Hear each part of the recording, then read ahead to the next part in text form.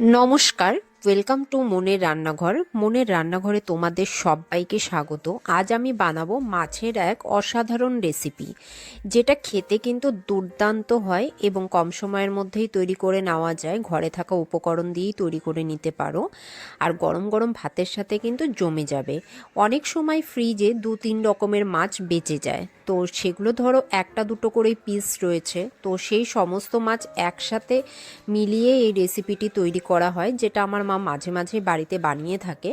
তো সেটাই তোমাদের সাথে শেয়ার করছি। চলো তাহলে দেখে নেওয়া যাক রেসিপিটি কিভাবে তৈরি করা হচ্ছে। আমরা আজকে এই রেসিপিটিতে 2 রকমের মাছ ব্যবহার করেছি। এখানে 5 পিসের মতন রুই মাছের পেটি রয়েছে, 3 পিসের মতন আর মাছ, আর একটা লেজা যেটা রুই মাছের।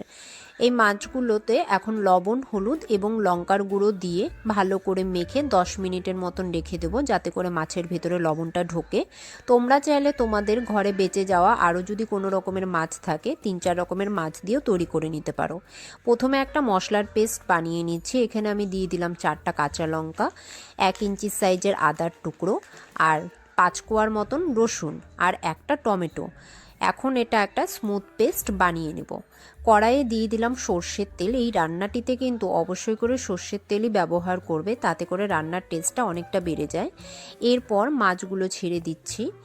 একে একে সমস্ত মাছগুলো দিয়ে ভালো করে ভেজে নেব। এই রেসিপিটিতে কিন্তু মাছগুলো একটু কড়া করেই ভাজতে হবে। নর্মাল আমরা ঝোলের জন্য যেরকম করে মাছ ভাজি, তার থেকে একটু কড়া করে ভাজতে হবে।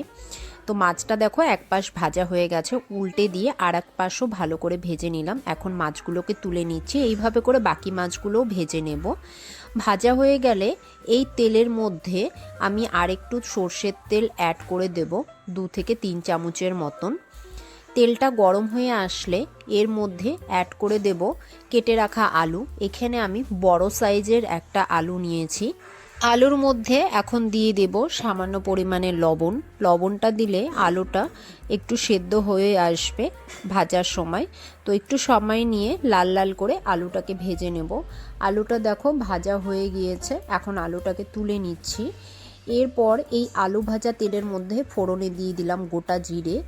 ফোড়নটা 10 সেকেন্ডের মতো ভেজে নেওয়ার পর অ্যাড করে দিচ্ছি পেঁয়াজ কুচি। এখানে 2টো মিডিয়াম সাইজের পেঁয়াজ নিয়েছিলাম। পেঁয়াজটাকে এখন সোনালি করে ভেজে নেব। পেঁয়াজটা দেখো সোনালি করে ভাজা হয়ে গিয়েছে। অ্যাড করে দেব পেস্টটা, টমেটো, আদা, রসুন এবং কাঁচা লঙ্কার যে পেস্টটা করে রেখেছিলাম। সামান্য পরিমাণে একটু জলও দিয়ে দিব। এরপর অ্যাড করে দেব পরিমাণ মতন হলুদ এবং স্বাদ মতন লবণ দিয়ে 2 মিনিটের মতন একটু কষিয়ে নেব। গ্যাসের ফ্লেমটা মিডিয়াম টু লোতেই রাখতে হবে। এরপর অ্যাড করছি গুঁড়ো মশলা, 1/2 চামচ জিরে গুঁড়ো, 1/2 চামচ ধনে গুঁড়ো, 1/2 চামচ কাশ্মীরি লাল লঙ্কার গুঁড়ো, আর সামান্য পরিমাণে একটু জল দিয়ে মশলাটাকে খুব ভালো করে কষিয়ে নিতে হবে।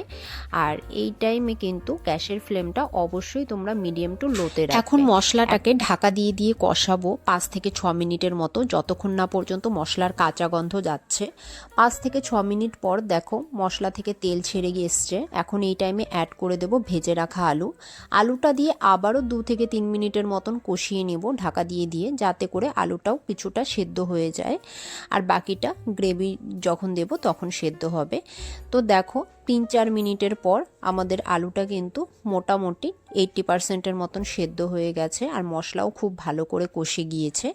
এই টাইমে অ্যাড করে দেব ভেজে রাখা মাছগুলো দিয়ে আবারও 1 মিনিটের মতন সমস্ত উপকরণগুলো একসাথে রান্না করে নেব। এরপর আমি এখানে অ্যাড করে দেব পরিমাণ মতন জল। এই রান্নাটিতে কিন্তু খুব একটা ঝোলের প্রয়োজন হয় না, এই রান্নাটা একটু মাখামাখাই হয়। তো এখানে জলটা অ্যাড করে দিয়ে মাছ মশলা সমস্ত কিছু একসাথে ভালো করে মিশিয়ে নিলাম। মিশিয়ে নেওয়ার পর দেখো 1 থেকে 2 মিনিটের মতন একটু ফুটতে দেব। ঝোলটা ফুটে আসলে এর মধ্যে অ্যাড করে দেব সামান্য পরিমাণে গরম মশলা গুঁড়ো, আর অ্যাড করে দেব ধনেপাতা কুচি। এখন ঢাকা দিয়ে দেব। ঢাকা দিয়ে 2 থেকে 3 মিনিটের মতন রান্না করে নেব। রান্না করে নিলেই বাস রেডি আমাদের এই মাছের রেসিপিটি। তো ঢাকনাটা খুলে চেক করে নিচ্ছি, দেখো ঝোল অনেকটাই কমে গিয়েছে। তো এখন আমি গ্যাসের ফ্লেমটা অফ করে দিচ্ছি। দেখো কত সুন্দর কালার এসছে। এটা কিন্তু গরম গরম ভাতের সাথে খেতে দারুণ লাগবে। তোমরা এভাবে বাড়িতে ট্রাই করো এবং আমাকে কমেন্টে জানিও আজকের রেসিপিটি কেমন লাগলো। যদি ভালো লেগে থাকে অবশ্যই চ্যানেলটি সাবস্ক্রাইব করে দিও, পাশে থাকা বেল চিহ্নটি প্রেস করে দিও, তাহলে যখনই কোনো নতুন রেসিপি শেয়ার করব তোমরা নোটিফিকেশন পেয়ে যাবে। আজকে এ পর্যন্তই, আবারও হাজির হব অন্য একটি নতুন রেসিপি নিয়ে। ততক্ষণের জন্য তোমরা সবাই ভালো থেকো, সুস্থ থেকো, ধন্যবাদ।